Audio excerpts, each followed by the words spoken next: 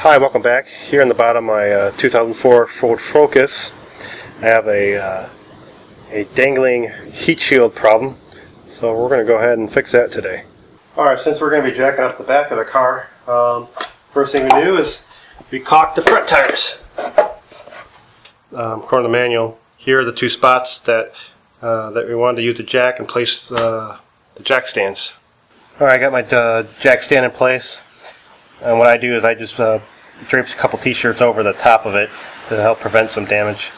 Well, here on the heat shield and on the gas tank, you have these little nuts that secure the heat shield to it, but it looks like it is ripped through, and same thing on the other end too. It was ripped through, so what we're going to do is probably give it a little spray and then let it sit for a while, because I'm afraid those nuts are going to, or the nuts or the screws are going to break. Alright, so we got some rusty nuts, so I'm suggesting we use some of this PV Blaster. And then as a side note, you know, right here it says like, hey, you know, if you put this stuff in a styrofoam cup, look how fast it dissolves it compared to everyone else. It's like, well, okay, that's fine and good, because, you know, I have a rust problem, not a styrofoam problem, so I don't know, if I drove through a field of packaging peanuts, maybe this would be the best stuff in the world, but whatever. I mean, it does a pretty good job with rusted stuff, but still, like, you know, who cares about styrofoam? You know, people use this because they have a rust problem, not like styrofoam problems. But whatever, I digress. Alright, first I'm going to remove this back one. And this one takes a strange one. I had to use a 13/32 socket. Let's look at this one. This one feels like it feels the best.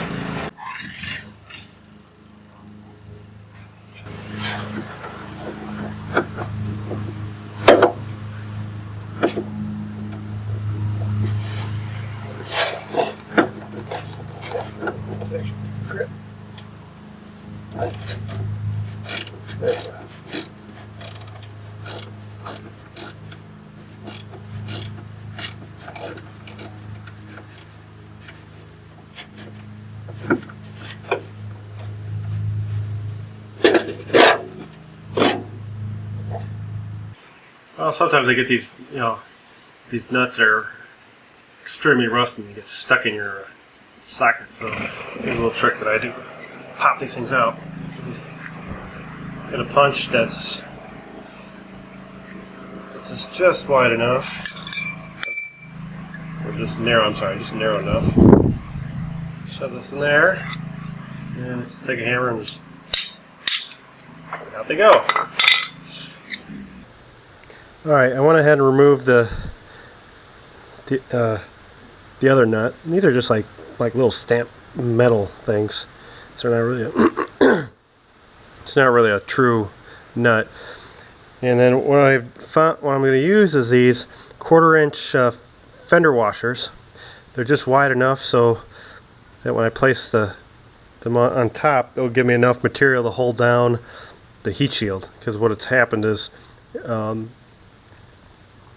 it's the part of the heat shield's ripped past the nut, so there's not enough anything to hold it back. So this will give me enough. Should be wide enough to get a good hold on the heat shield and seal it, and then secure it back up.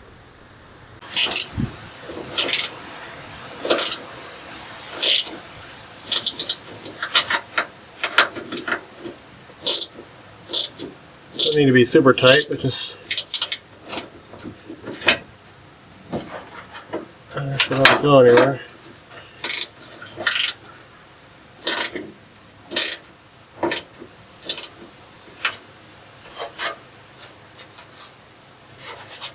That ain't going anywhere. Okay.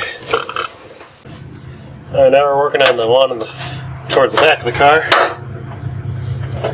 Put our washer on there. And throw my hand. in.